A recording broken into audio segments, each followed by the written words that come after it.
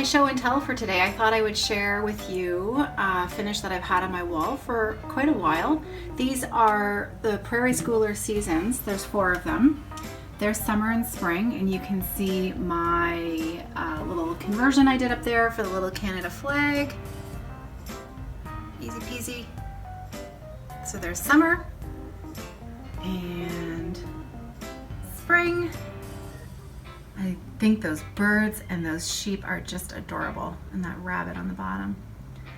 And then moving down to winter. I'm going backwards in order of seasons here. And there's autumn over there. I remember clearly stitching that turkey, which is so funny. I stitched these at least, I finished them about 10 years ago when my son was just new. So I started them over 10 years ago, probably 12 years ago or so. So sorry about the reflection, but hey, you're going to be seeing me on camera in a little bit anyways, so there you go. So, Prairie Schoolers, always fun to stitch, and they hang in my kitchen.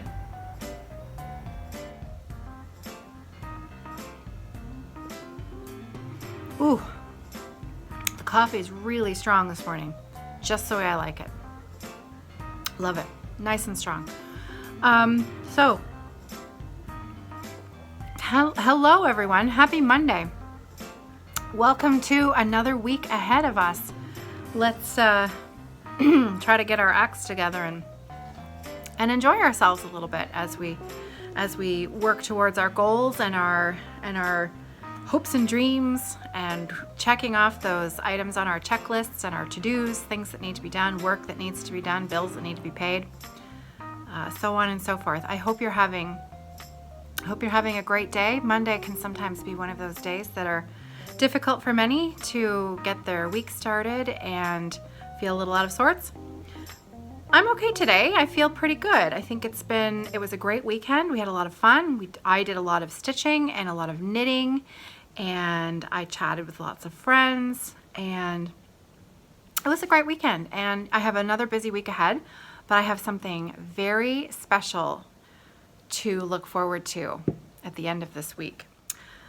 I have a retreat to go to look forward to at the end of this week, a stitching retreat.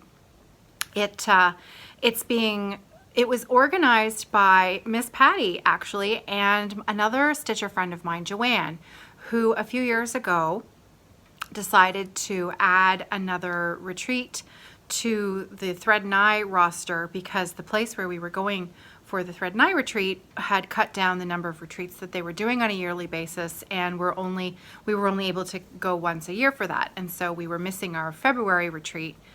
And so Patty and Joanne decided that they would get on that, and they would organize a second retreat in a different location where our large group of people could go and get together. Because over the years, we've all become great friends. We all really enjoy spending time together for that special retreat weekend.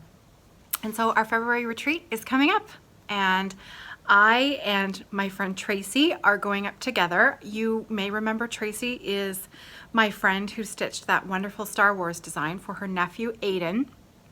And Tracy and I are roommates this coming weekend, so we'll be driving up together. And we've decided to take an extra night, and we're going to leave on Thursday. So super excited about that. And I have my projects. I'm starting to pack my projects. Who cares about clothes? Who cares about all that other stuff? I'm packing projects.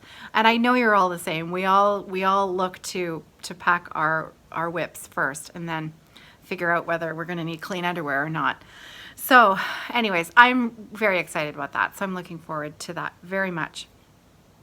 Being that I am going to be away, I am going to pre-record my Friday off the grid video, probably on Wednesday morning, either that or Thursday morning, depending on how ready I am to go, and then quickly do an editing job. And I won't upload it until Friday, because I know where I'm going I will have access to internet, so I will be uploading it at the regular time on Friday at 6 p.m. my time, but I will be pre-recording it.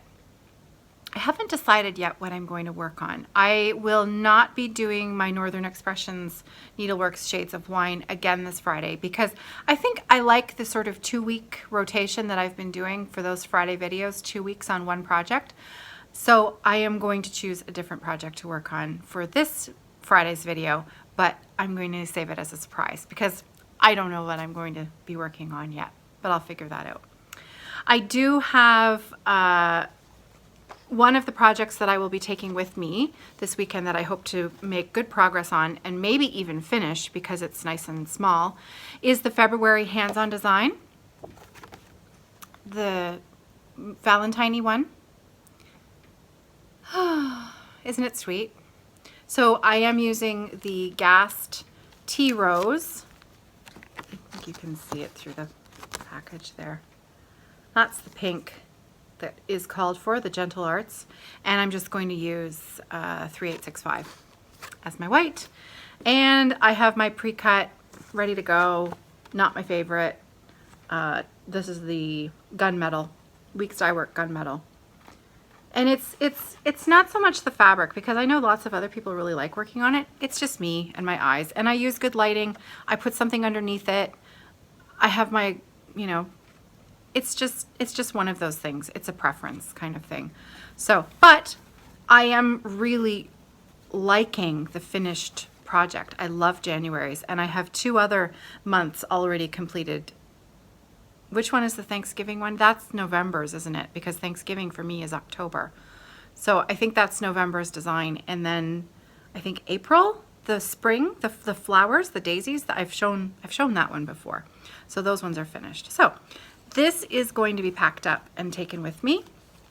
I usually like to have a new start planned for the retreats that I go on. I do 2 a year with the sort of the group that I've met through Thread and Eye. And these retreats were started by Thread and Eye, but they're no longer, as of last October was our last one run by them. Now Joanne and Patty have taken on organizing the rest, so we can all still continue to hang out together. But since I have started the end of the month high tea special new start, I didn't want to start something really big for my retreat start. And I also knew I wanted to stick with my goal of trying to complete one of these every month. So I thought that would make a perfect, it's still technically a new start. It is, because I have not done a single stitch. So it counts as a new start. So that will be what I take with me for my new start. And let's see, what else have I been up to? Quite a lot, actually. I've done a lot of stitching this week, which has been really, really nice. It's been a while since I've had such a great week of working on, you know, larger, older whips. So I'm sure you've all seen numerous times my Shades of Wine. So I'll show you that first, because I did complete a little bit more since Friday's video. So I'll start over here. This is where I was working. I think I had finished here, and I was starting to work on the rest of this border during Friday's video. So I just carried on. I did a little bit more of that border there. And then I moved over to the other side of the pattern, and then I started working. I finished this motif here, and then I started filling in my borders down here, and then I completely finished this beautiful little motif that's right there inside that triangle figure there. I love it. I just love this design so much. So I fully intend to take this project with me this weekend, because I'm just enjoying it far too much to put it away at the moment. I'm not sick of it yet. So there you can see the piece that I have in its entirety where I've stitched now. Just beautiful. This is a 40 count. Now I've been saying that this is a white linen. I'm gonna say that this is just a slightly off-white linen. 40 count, one strand of floss over 2 threads, and combination of Dinky Dyes silks and Gentle Arts. I know I repeat myself a lot, but I am aware that I do have new people coming to visit me all of the time who haven't seen maybe this project before, so I do like to repeat those details so that people know, in case they're wondering. So again, that's Northern Expressions Needleworks Shades of Wine, and I'm loving it. I am loving it. So I don't foresee putting it down, at least for the next few days anyways, and I will be taking it on retreat with me. So there you go. The other piece that I pulled out that I have been loving lately. Now I had to look up when the last time I had actually done any work on this piece, and was slightly horrified to find out that it was last May. And I have shown this piece on the podcast before. So that means that even though I showed it to you and I shared it with you, I still didn't put another single stitch in because I haven't been doing Flosstube videos for a year yet. So, and this was over a year ago. No, less than a year, more than a year. I can't tell time today, guys. It was last May. Last May was when I put any sort of work into this. And it's been less than a year since I started floss tubing. So I'm under the wire in getting stitches in this before a year is up. So there's that. There, now I got it right. Sometimes it's really hard to do these sorts of things off the cuff when you're, talking to you out there in Flosstube land and not sound like a complete and utter idiot when you're, talking about information that you need to get right. So anyways, I digress. Tiramisu by Glendon Place is what I pulled out of my whip pile, from the stash pile, on Sunday. Saturday night was when I started this again. So this was about a day and a half's worth of stitching. So I think you can see the whole thing. There you go. So since that picture, and in the last couple of days, I did most of this little design here. I started in the white fill-in that's in here. I completed this entire design here, and I started working a little bit more on completing my circles down here, and then I did some more work over here in this section right there. Now obviously, as you can see, there's a lot of fill-in to be done here, and all of this and all of extra bits in here and bits in here and in the border here is meant for beads. Lovely, beautiful beads. And so obviously I'm completing all of the stitching first before I then go back and do the beading. But I love it. And I know that the colors are slightly washed out today on this recording because, well, you guys, I really have to sort out a better lighting situation for doing these videos, but I think you get the general idea. It's really very, in real life, it's very rich, warm colors of rust and brown and, sort of a peachy brown, just beautiful. And this sort of antique lace look that's around the border here. Now, I couldn't find my copy of the original pattern because I have been working off of a photocopy of my original pattern because I really, really needed to be able to highlight what I was working on while I was stitching it. And I do not like highlighting on original copies. And so my original copy is somewhere in here, but I've been working off of the photocopy. So I can't show you a picture of the design in full, but this right here is the halfway point. So everything that is up here is duplicated down here. So that's still what I have left to do, and all of the beading. So it's not a small project, but boy, do I just love it. Love it. And this will also be coming with me to the retreat.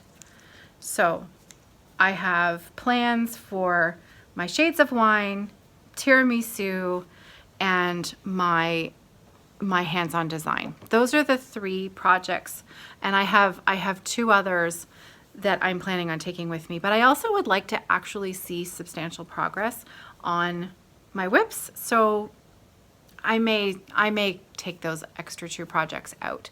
Now I haven't mentioned also that my friend Heidi Cran from Stitching 1/2 is also going to be at this retreat.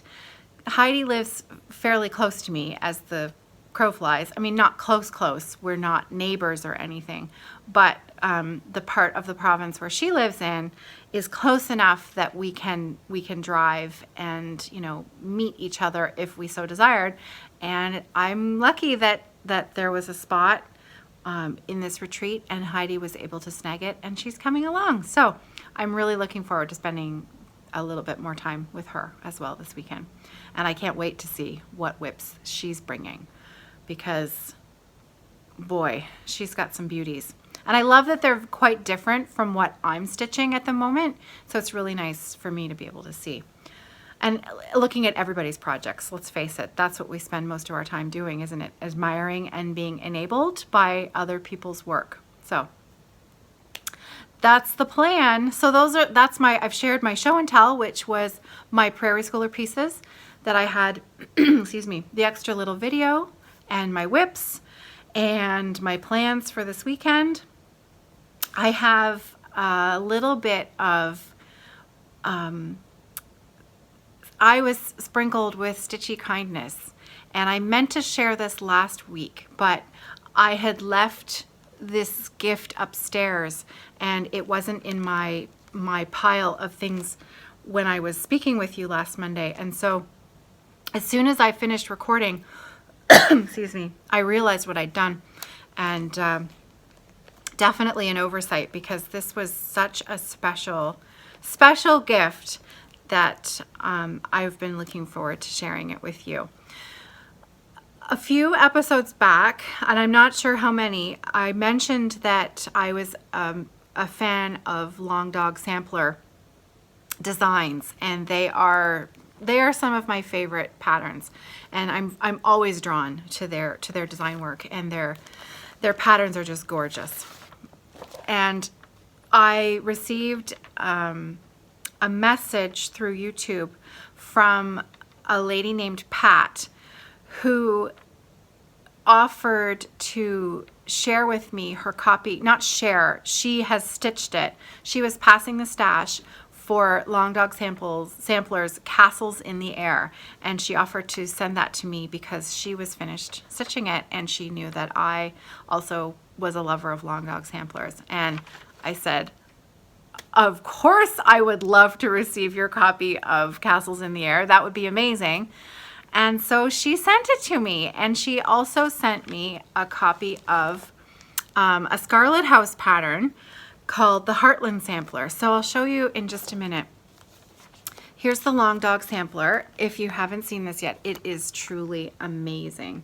This is Castles in the Air. My friend Tracy is actually stitching this at the moment, and it is stunning. In real life, this is a stunning design. And this is going to be one of my 12 high tea starts this year. I have another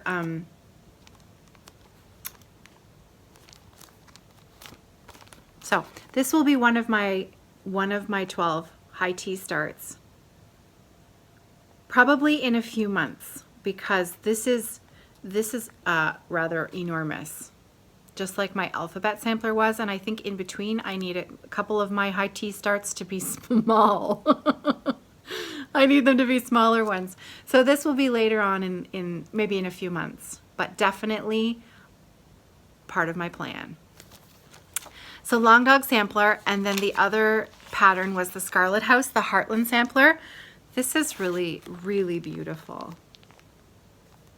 So this was designed by the Scarlet House, which is, her name is Tanya Bruckmeyer, and everything that she does is just lovely. Now, being that I'm a Canadian, I will probably do a little conversion on the flag, but I just think these little rows of planted vegetables are so sweet, and the sheep and the corn, and look at the crows that are in the corn. It's just, it's a really lovely, lovely piece. You can imagine the couple who live in the farmhouse sitting on the bench under the tree. And I love stitching houses. Just love it. Pat was so kind to send me that, and she wrote me probably one of the nicest letters I've had in a long time. I've been very lucky with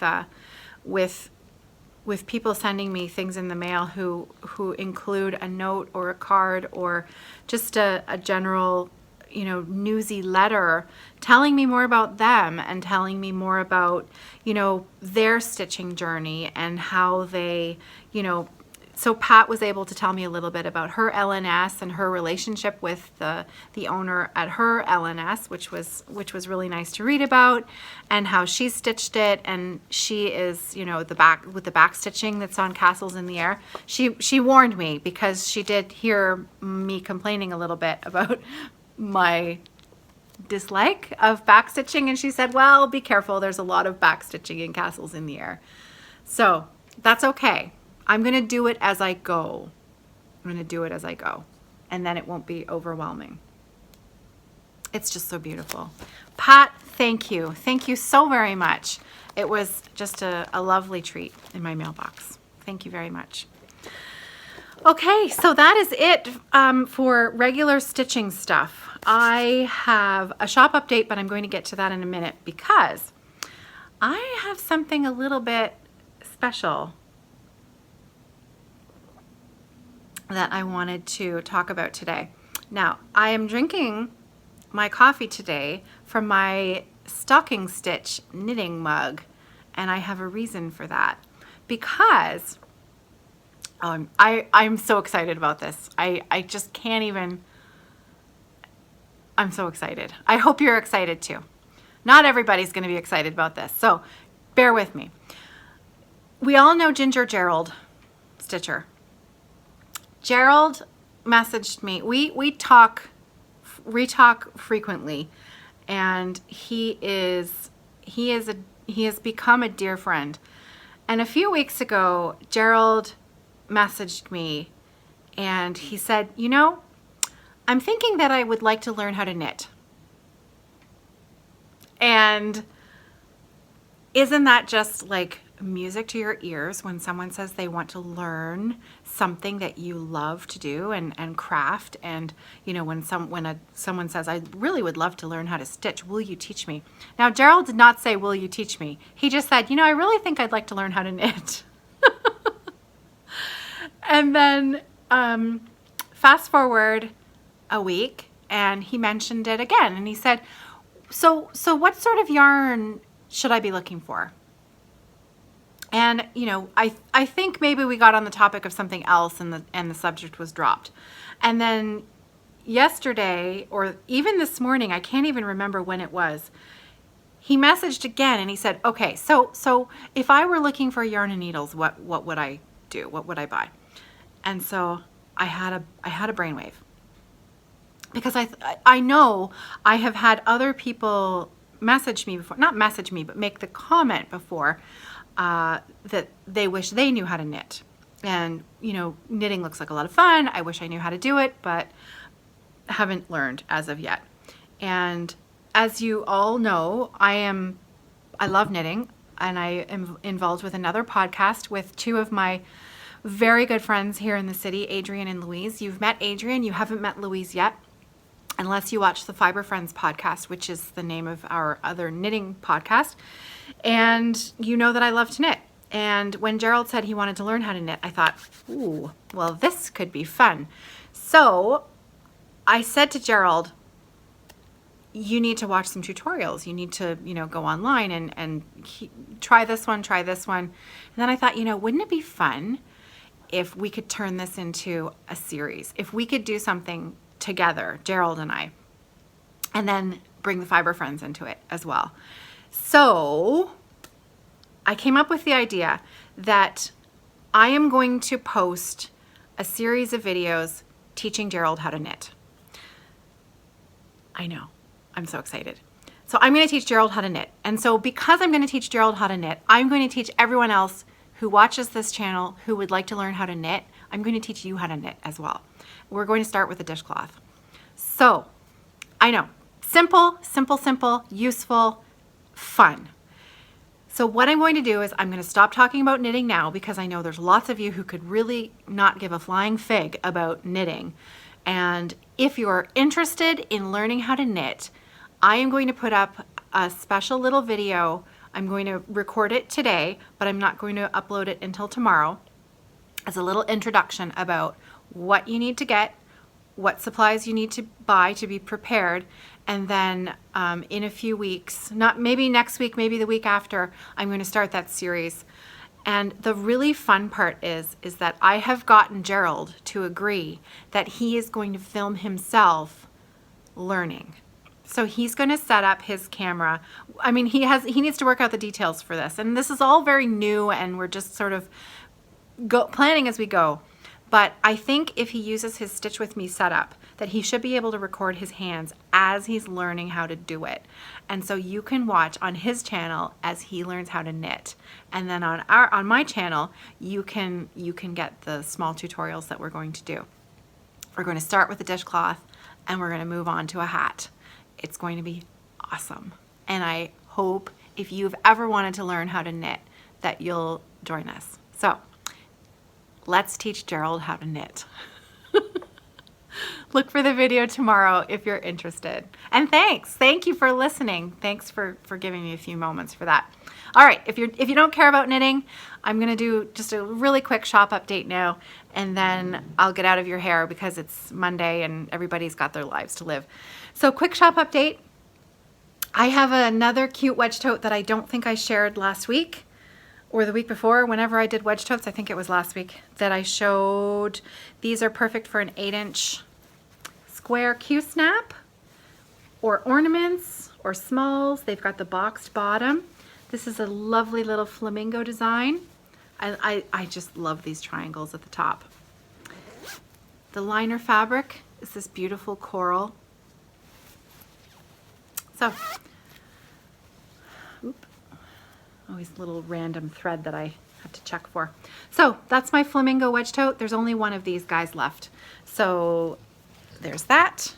I have 2 of these large cross-stitch totes.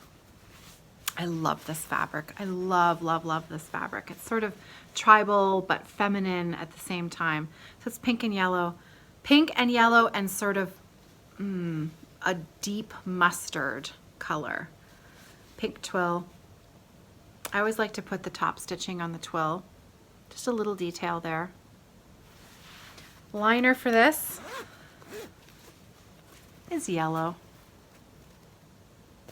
I love that. Now what I have done, because I love to put a Notions tote with a bag, but I wanted to do something a little different. And I always think that it can be coordinating, but it doesn't have to be exactly the same. So I have put a sewing Notions tote with this bag because I thought the pink and the green looked really nice with it. So I have 2 of these. That's a large, so that fits an 11-inch square Q-snap or an 8x11, whichever. And last but not least, for bags, I have sort of a Valentine-y, it's February. I think there should be a red and white bag for February. So I have a few of these. I introduced these on Friday, but I still have a few left. So this is my red and white Valentine bag. I love that sweet, sweet little tiny print. I think it is so pretty. So this is a medium bag. Fits an 8 by 11 or an 8-inch square.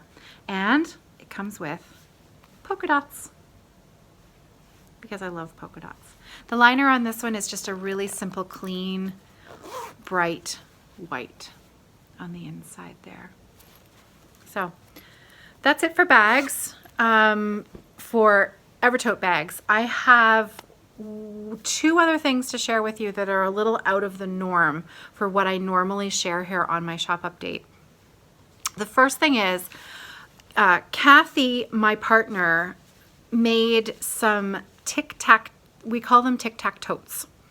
And I haven't had these on the shop for a while, but those of you who have watched since the beginning have seen these before. But I think a lot of newer people probably have never seen these before. They haven't been on the shop in a while.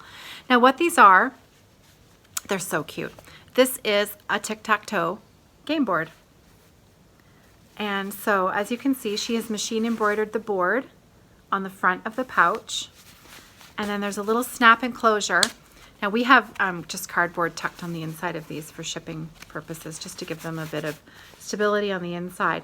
But these come with, now of course they're way over here, just a sec.